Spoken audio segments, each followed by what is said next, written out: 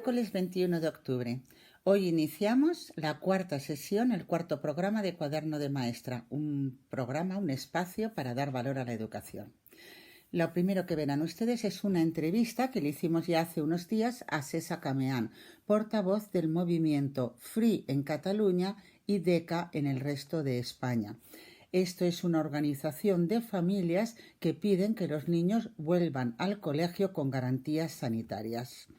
A continuación, dará lugar un debate para hablar sobre el tema. En el debate, las ponentes de hoy son Rosa Cañadell, articulista de educación, autora de libros y diversos artículos, y Ana Teberovsky, catedrática honorífica de la Universidad de Barcelona. Es probable que en días posteriores tengamos otras entrevistas para hablar con el tema a otros ponentes, pero hoy vamos a hacer el debate. Cuando acabe el debate, daremos inicio a una actividad que hemos acogido con ilusión y que esperemos que les guste. No solo con ilusión, es que esperamos que sirva para ayudar a todas las personas interesadas en mejorar sus conocimientos sobre literatura infantil. Esto es todo. Con ustedes, Pili Viarge.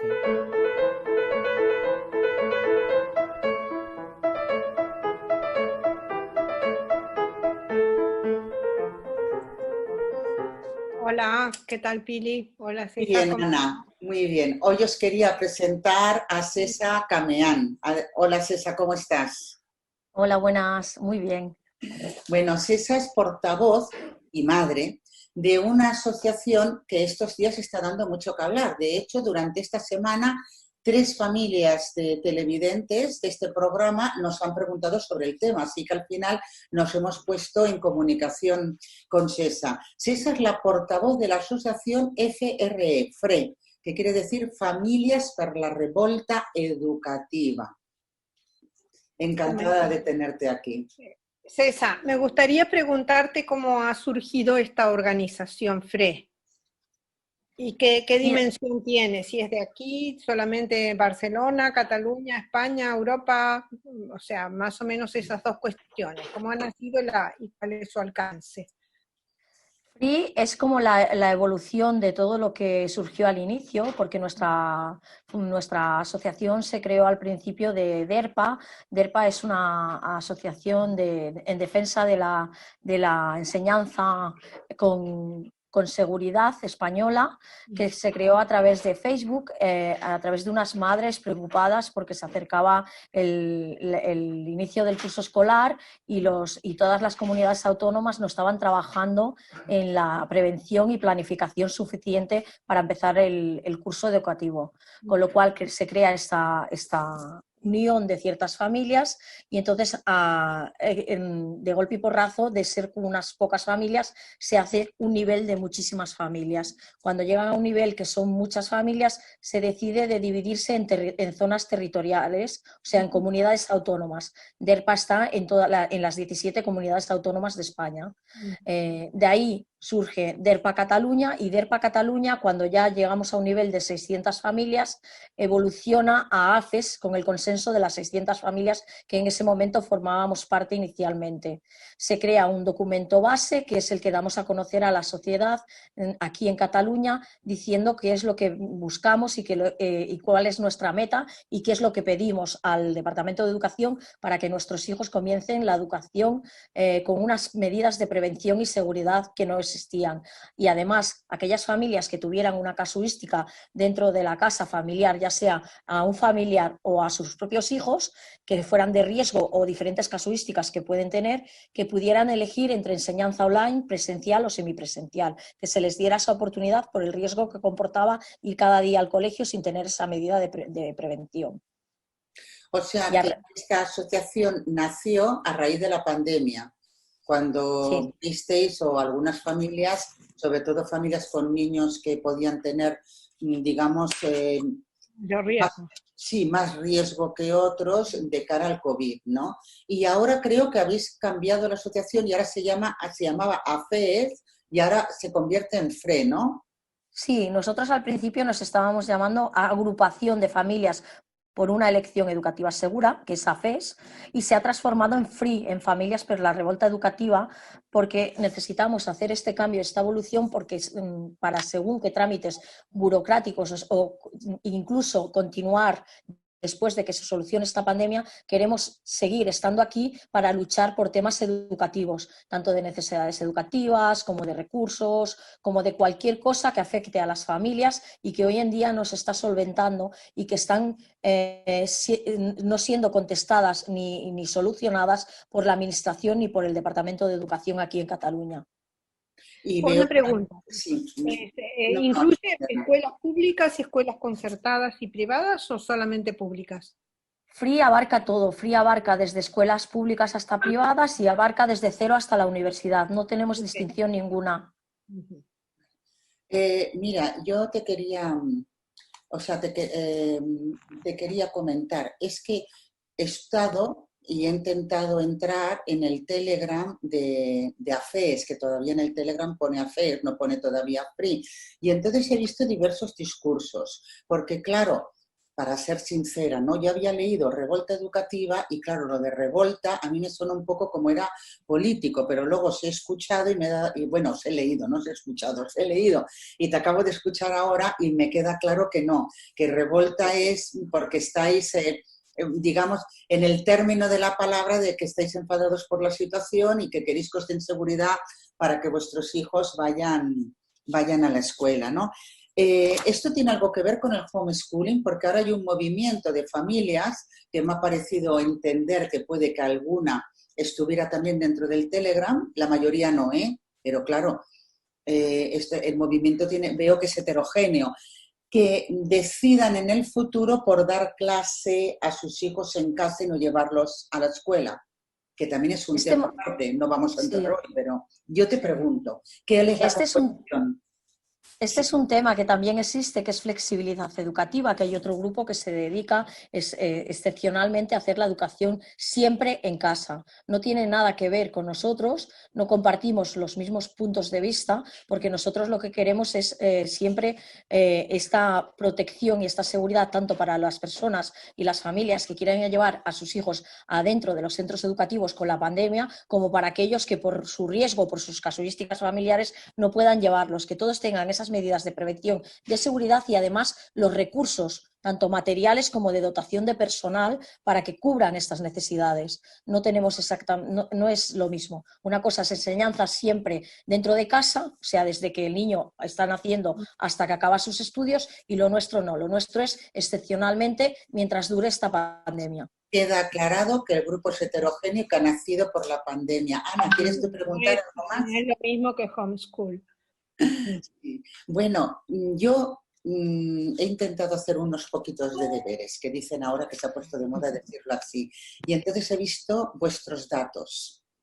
Era bastante coincidente con los que manda la Generalitat, por lo menos en el caso, porque en España, o sea, aquí en Cataluña tenemos un Telegram que se llama Salud y Escuela, Salud y Escuela, y entonces aquí van dando los datos de las escuelas que han cerrado algún aula, que han salido pues algún niño que contagiaba, y veo los vuestros y son casi iguales, pero no del todo. A ver, ¿quién tiene razón aquí?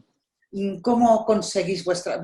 No me contéis ningún secreto, pero vuestra base de datos, ¿cómo la hacéis? Nuestra base de datos es un esfuerzo titánico porque piensa que nosotros partimos desde cero, que no teníamos ningún tipo de dato, entonces nosotros lo que pedimos es ayuda de toda la gente que nos quiera dar esos datos privadamente para que no les influya de ningún tipo. Respetamos siempre la discreción de las personas que nos aportan esos datos, y lo que sí que pedimos es una prueba verídica de que es real. No nos vale, por decirte algo, en tal centro que se llama tal, se ha confinado grupo tal. Necesitamos también acompañando de una prueba para que sepamos que esto es verídico, con lo cual se recapta esta prueba, se recapta esta totalidad que ellos nos están diciendo, y vamos haciendo la extracción como se haría cualquier sitio de base de datos, y vamos haciendo... ¿Cuál sería la prueba, por ejemplo? ¿Cuál sería la prueba? Es que no podemos Ah, dar según qué tipo de pruebas, vale, vale. porque De entonces todos no modos, respetamos la confidencialidad. he mirado en vuestro Twitter y tenéis aquí, claro, yo he visto lo de Cataluña, pero vais poniendo de España. O sea, bueno, esto es tremendo.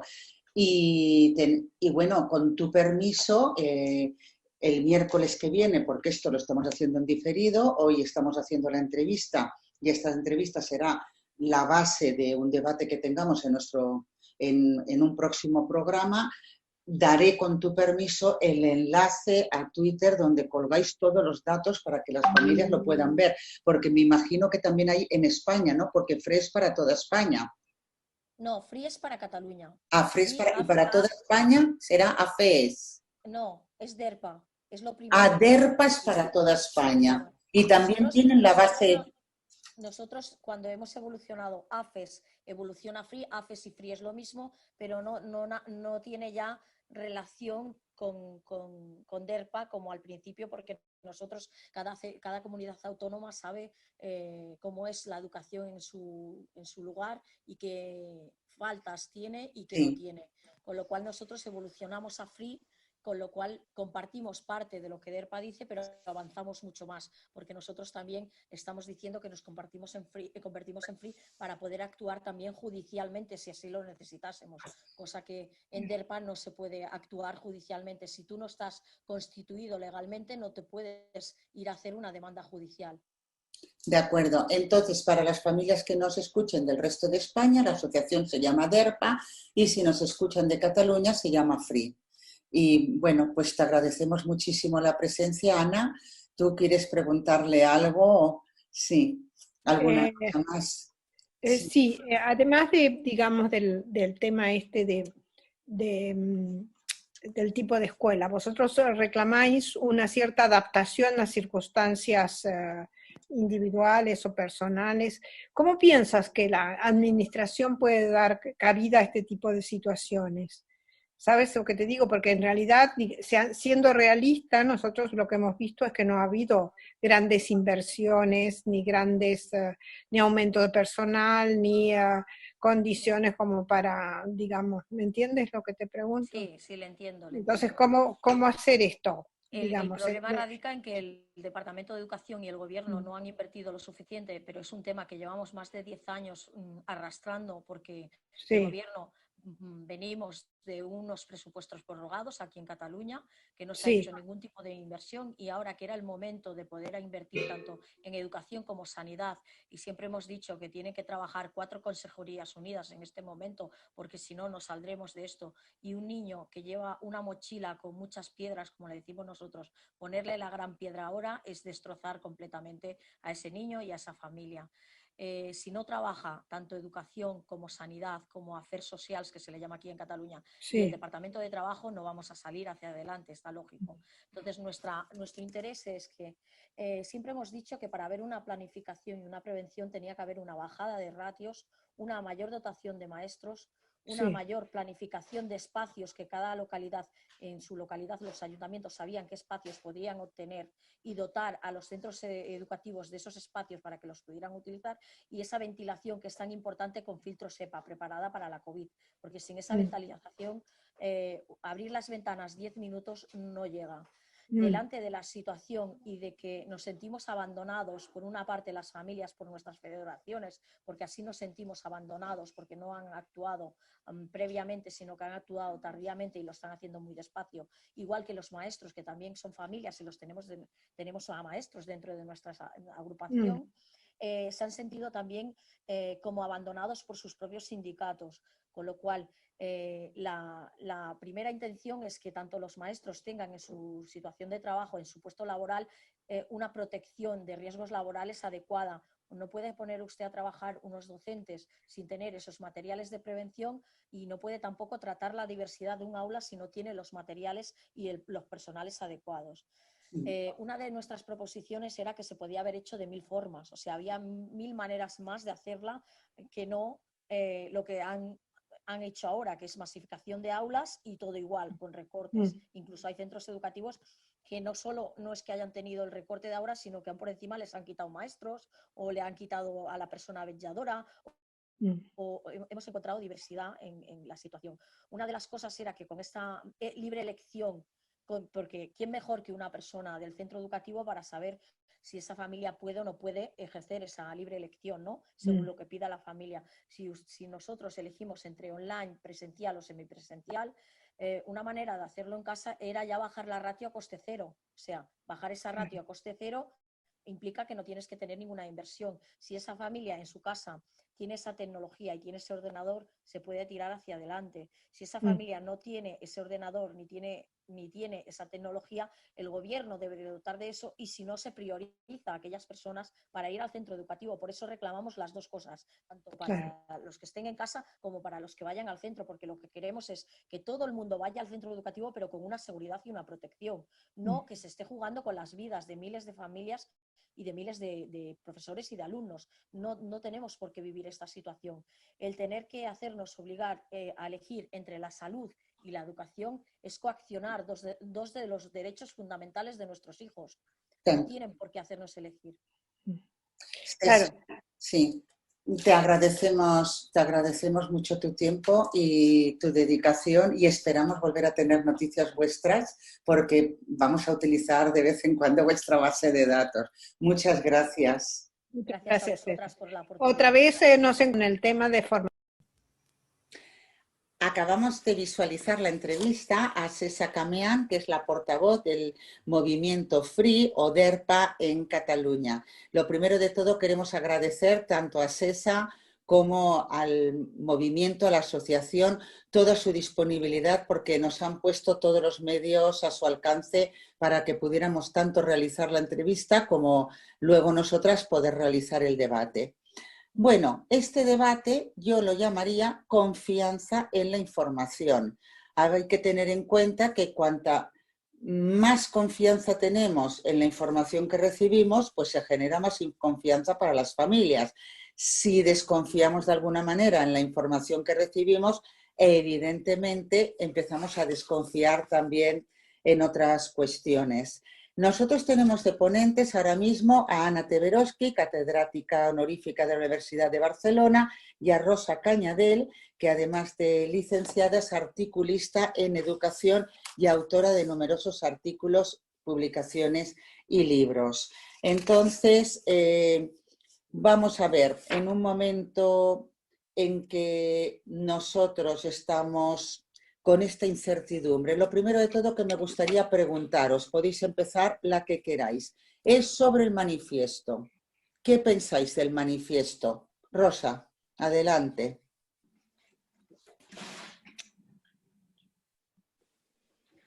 Rosa, perdona, no se te oye, creo que estás sin... Puedes dártela... Gracias, pues, lo siento, tienes que volver a empezar, no hay problema. Sí. A ver, yo estoy de acuerdo en una parte del manifiesto, o sea, yo estoy muy de acuerdo en varias cosas. Una, en que no se han previsto realmente ni se han puesto todas las medidas que hacían falta para poder tener una entrada a la escuela que fuera segura. Esto habría tenido que significar mucho más profesorado, básicamente muchos menos alumnos por aula, porque ahí están encerrados, están en el mismo espacio, más espacios, normas mucho más claras, etc. En todo eso yo estoy de acuerdo, en el diagnóstico este. Ahora bien, dos cuestiones. A pesar de eso, lo que sí que es verdad es que lo que estamos viendo es que no es tan terrible como nos parecía que podría ser con este desbarajuste y esta falta de medidas. O sea, los contagios en las escuelas no están siendo tan terribles como podríamos prever cuando vimos que no había ninguna de estas medidas que hacían falta. Pero estoy en desacuerdo en la propuesta. Yo creo que si no hay medidas, lo que hay que hacer es armar una gran movilización, armar una gran presión desde todos los sitios, padres y madres, profesorado, sociedad en general, etcétera, para que vayan saliendo los recursos, para que vayan poniendo los recursos. A mí esta historia del sálvese quien pueda y esta historia de que cada familia decida si lleva o no lleva los chavales a la escuela, no me parece lo más correcto, por varias cuestiones. A ver, primero, aquellos que no pueden ir porque realmente están enfermos o son de riesgo, esto está muy claro, pero esto no hace falta, esto ya está claro, el médico hace un papel o quien sea y evidentemente no van. Pero esta cuestión de que todas las familias tengan que decidir si quieren o no quieren. Otra cosa es si no se puede por una razón grande, pero si quieren o no quieren, porque tienen miedo, porque les parece que es peligroso, a mí no me parece que sea de recibo, por varias cuestiones. Primero, porque no todo el mundo podrá decidir, porque algunos a lo mejor no querrían llevar a los chavales a la escuela, pero tienen que trabajar y no tienen con quién dejarlos. Por lo tanto, esta posibilidad de elección de entrada es de unos, no de todos. Pero además de eso, yo creo que esta elección de las familias lo que crea es más segregación, más división. O sea, unos chavales están en casa y hacen educación virtual y otros están en la escuela y hacen presencial. Esto, aparte de que es un lío para el profesorado y para la organización, crea diferencias. Y yo quiero hacer una observación que creo que es muy importante para las familias que opinan que es mejor no llevarlos a las escuelas. Y es que la diferencia entre la escuela presencial y la escuela virtual es muy grande. Y es muy grande a favor de la escuela presencial. O sea, que sus hijos e hijas quizá quedarán más a salvo de un posible contagio, que no parece tampoco que sea tan generalizado, pero van a perder toda la riqueza de la educación presencial. Y yo pienso que estos niños y niñas tienen también derecho a poder tener esta educación presencial, que para mí es básica, y que se ha constatado además que los chavales que han podido hacer educación virtual no ha sido lo mismo, ni han aprendido, ni lo han pasado bien, ni realmente han disfrutado de la educación. Por lo tanto, a mí me parece que esta propuesta no es la más acertada. Termino. Muchas gracias, Rosa, porque además lo explicas muy bien, pero a favor también de las familias que se han planteado esta propuesta. Es como si desde tu experiencia también colaborases en intentar ayudar a que tomen un camino. Ana, ¿tú qué dirías? Bueno, yo con respecto al manifiesto estoy de acuerdo con lo que ha opinado Rosa Cañadel. Evidentemente es una preocupación, es lógico que esta preocupación aparezca, totalmente respetable. Pero no, tampoco estoy de acuerdo con que cada familia pueda decidir por su cuenta si quiere, si no quiere, si puede, si no puede. Pero, digamos, todo esto, a mí lo que más me preocupa, desde el punto de vista, digamos, de los profesionales de la educación, sean profesores, sean directores de centros o incluso de la propia administración de la educación, que este tema se plantea solo desde el problema de la gestión, de si horario partido, si horario continuado, si hay más niños, menos niños en la clase, si más.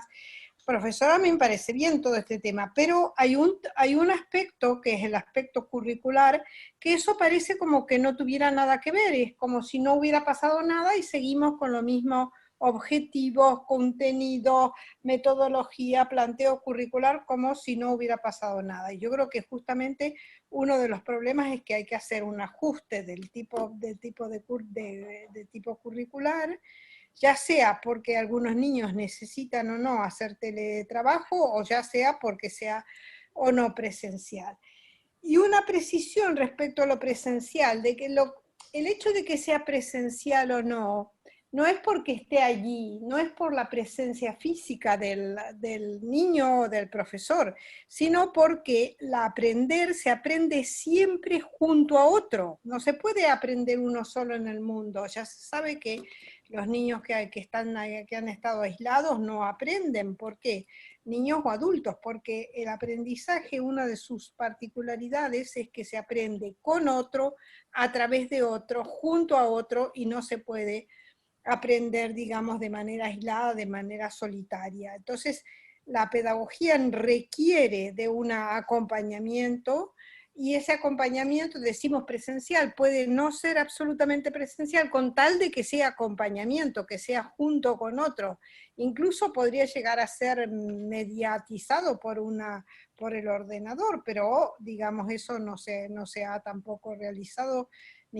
Entonces, el aspecto, digamos, de junto y el aspecto de currículum. Yo creo que una reflexión sobre qué es lo más importante que tiene que aprender un niño en determinada curso, en determinada edad, eso tendría que ser objeto de reflexión y de ajuste.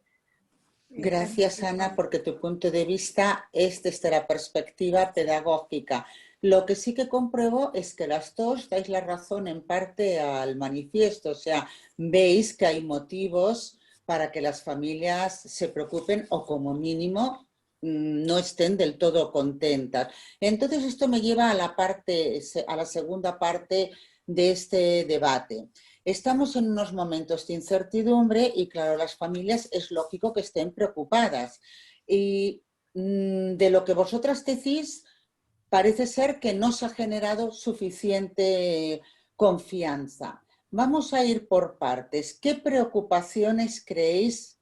Estamos hablando del COVID, de la pandemia y de la seguridad en cuanto a los posibles contagios, ¿no? A la situación sanitaria. ¿Qué preocupaciones creéis que tienen las familias en estos momentos? Bueno, respecto al COVID, tienen la preocupación del contagio. Evidentemente. Claro. Básicamente yo creo que es este. Y por eso está esta demanda de poder elegir no traer o no llevar los chavales a la escuela. Creo que va por ahí. Sí, ¿y creéis sinceramente que hay base para pensar que no se ha dado, que no se ha afinado, no se ha acertado en la información que se daba? Yo es que creo que no han hecho bien su trabajo las administraciones, tanto la central como la de Cataluña. No han hecho bien, han dado normas, han dicho cosas contradictorias, han dicho cosas que no están claras. Han hecho cosas que no deberían haber hecho, como es no aumentar profesorado ni buscar más espacios. O sea, no está claro cuando hay un chaval infectado, ¿qué pasa con el profesor? Si se tiene que hacer el PCR, si tiene que quedar en casa, si puede contagiar a los otros alumnos, no se aclaran. Unos dicen una cosa, otros dicen otra. Se van al médico, al CAP y les dicen blancos. Después se van al instituto y el director les dice que no, que nada de quedarse en casa como le ha dicho el médico del CAP. O sea, yo creo que todo eso es evidente, que lo que crea es un malestar, pero no solamente en los padres y madres, también en el profesorado. El profesorado no sabe muy bien qué es lo que tiene que hacer. Las mujeres embarazadas, las profesoras embarazadas, tienen que ir. No, son de riesgo, no. Primero eran de riesgo, no tenían que ir. Después ya no son de riesgo. O sea, todas estas cuestiones yo pienso que han hecho mucho daño. O sea, aparte de que no han puesto los recursos, yo pienso que esto es muy importante, aparte de que no han puesto los recursos de todo tipo, también lo que hablas tú, también de una reconsideración de los contenidos en este momento y del currículum, etcétera.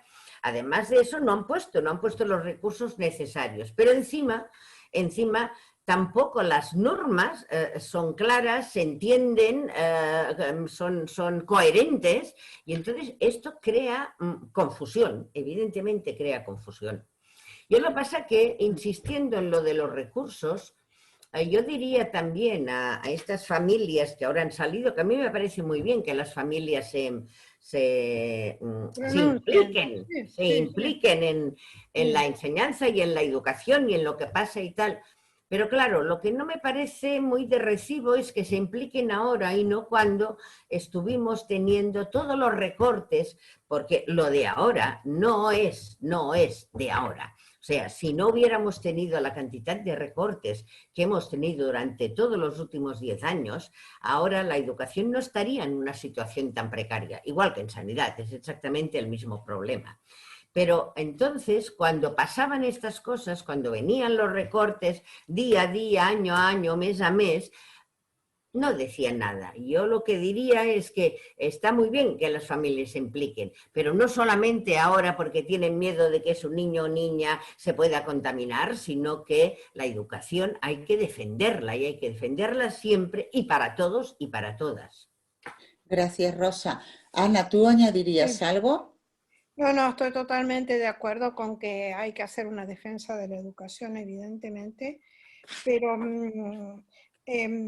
yo creo que, digamos, allí no voy a culpar a las familias, ni voy a yo creo que hay poca pedagogía de la importancia de la educación. Eso es lo que me parece que habría que hacer también desde la administración, de decir, bueno, cuál es la importancia de la educación, por qué es obligatoria, qué ganancia tiene, que, o sea, todo, digamos, hacer una especie como de explicación, porque si no, se toma, o sea, la argumentación es, no, yo tengo que trabajar, el niño tiene que estar cuidado en la escuela, es muy de asistencia, digamos, ¿no? De ayuda de tipo Asistencial. asistencial, coloco al no, no, no es que lo coloques allí y Claro. esté ocupado durante X tiempo, sino porque eso es importante para su desarrollo. Mira si no puede aprender a leer y escribir, mira si no pudiera aprender matemática, mira si no pudiera aprender los contenidos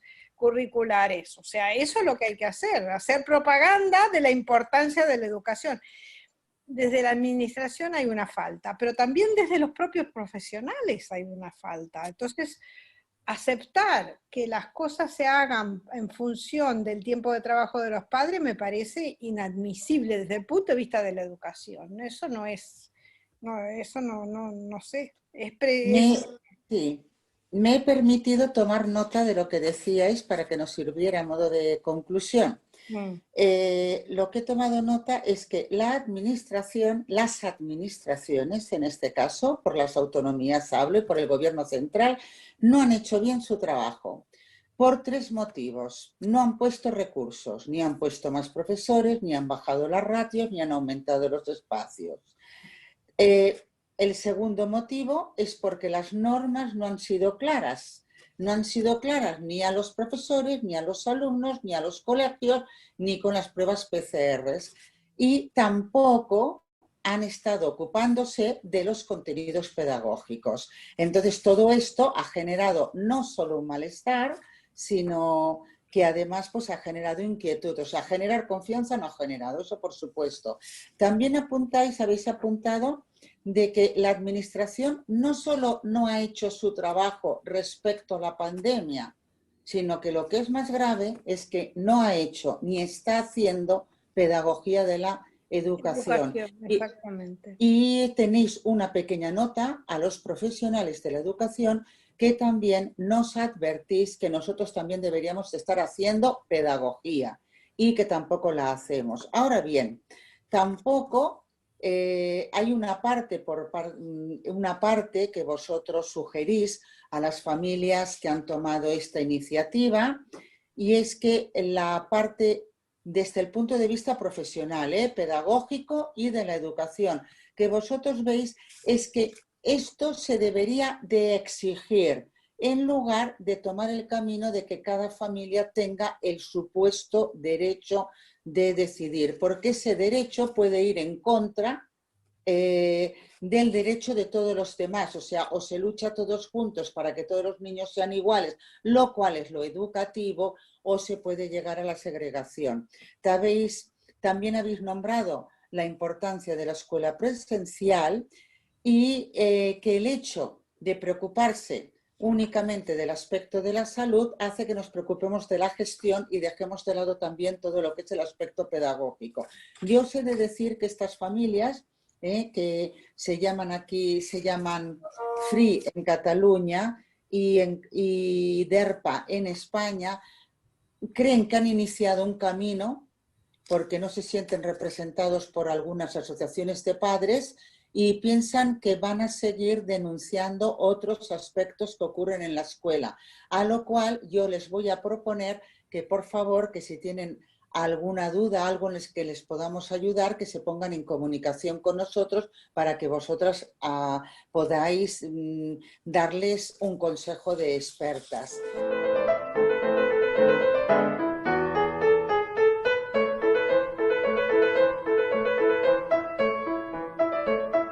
Buenas tardes. Hoy hemos preparado una nueva actividad. Es sobre narración. Cuando hablamos sobre narración, nos estamos refiriendo a múltiples aspectos. Uno de ellos es la producción, quien escribió este libro. Hemos preparado una actividad. Se trata de una encuesta sobre autores.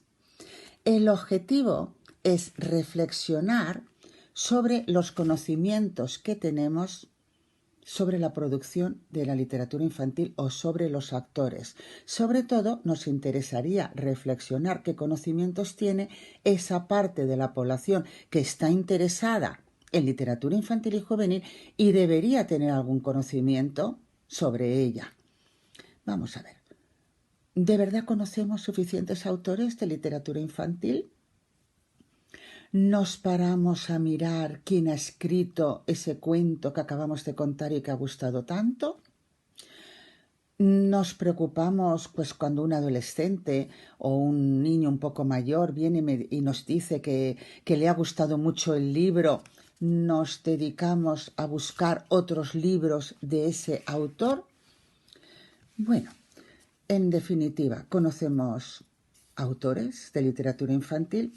Muchas veces pasamos por alto estas referencias y nos olvidamos de que no estamos trabajando nuestra memoria, no estamos ayudando a nuestra memoria, porque trabajando este tipo de referencias ayudamos a fijar la información y esa información luego nos ayudará cuando la necesitemos y volvemos y tengamos que volver a ella.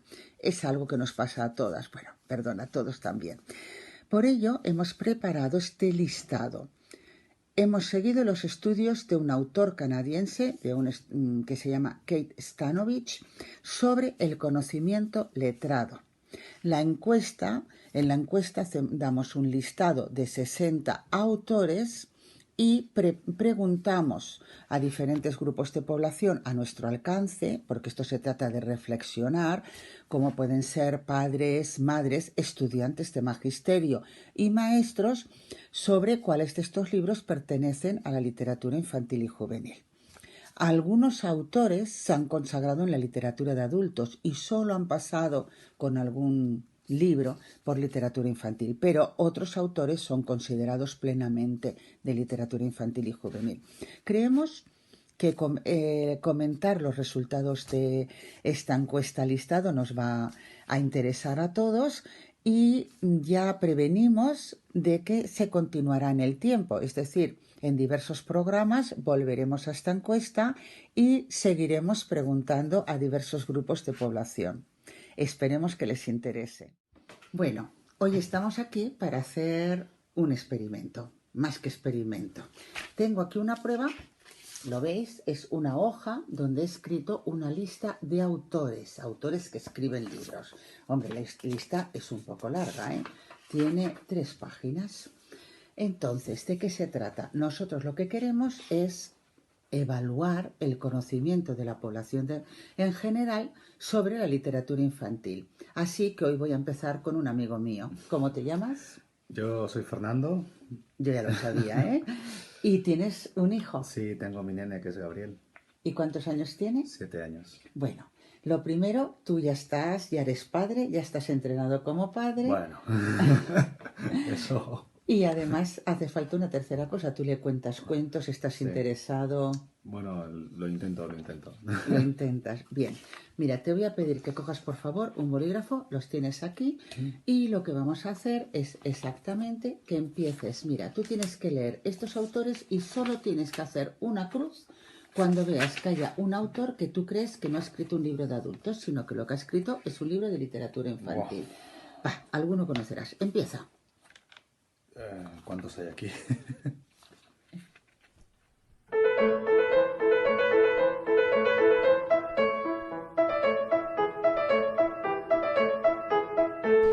Buenos días. Me quito un momento la mascarilla pasa a nadie, pero enseguida me la habré de volver a poner. Ayer hice esta prueba para saber los conocimientos de literatura infantil y juvenil a un padre de familia, pero me ha parecido que además de que tengo que hacerle la misma prueba a muchas otras personas, debería de hacer a los estudiantes de magisterio. Así que ahora estoy en la ciudad de Huesca y me voy a dirigir a la entrada de la puerta de la Facultad de Educación de esta bella ciudad. Ahí vamos. Bien, estoy ahora en la puerta de la Facultad de Educación de la ciudad de Huesca. Como es la primera vez que lo hago, pues espero que me salga bien y todo sea por el programa. Empiezo a preguntar a 4 estudiantes. Voy a sacaros, pero sin mostrar la cabeza. Bien. Vale, un momento, perdón. ¿Me podéis decir solo el nombre de pila, por favor? Yo, Hugo. Hugo. ¿Y tú? Miguel. Miguel. Bernabé. Bernabé. Usman. Guzmán. Oye, ¿vosotros estudiáis en magisterio de primaria o de infantil? Primaria. ¿Y primaria? Todos. Primaria, todos primaria. Bueno, pues mirad, paro un momento esto y os enseño. Aquí en el bolso yo he traído unas hojas, ¿las veis? Y aquí hay una prueba, aquí tenéis 60 autores de literatura, ¿de acuerdo? Pero por seguridad voy a daros las hojas poco a poco para cada uno, y si no tenéis boli, que es mejor el propio, he traído unos envueltos, ¿de acuerdo? El que la quiera hacer. Y entonces solamente tenéis que poner una cruz a la hoja al autor que creáis que es de literatura infantil. El objetivo de esta prueba es conocer el conocimiento que se tiene de literatura infantil y juvenil, pero no hace falta, puede ser anónimo, ¿de acuerdo? Y está basado, para los como estudiantes magisterio, está basado en una teoría de Ken Stanovich, que es un autor canadiense que estudia la lengua. Seguimos con la prueba. Seguimos a la puerta de la Facultad de Educación. ¿Me puedes decir tu nombre, por favor? María Victoria Barón.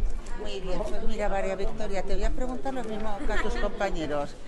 Te voy a presentar una lista de 60 autores o escritores.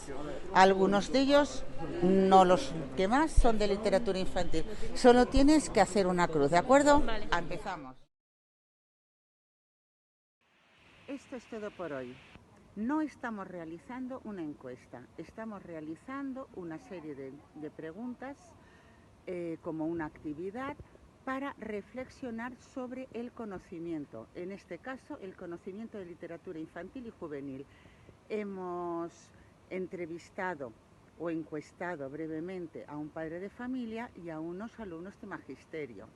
Hoy acabamos aquí y esperamos en el futuro de seguir realizando esta reflexión con todos ustedes. Aquí acaba el programa de hoy. Muchas gracias por su atención. Hasta la próxima, dentro de 15 días, acuérdense.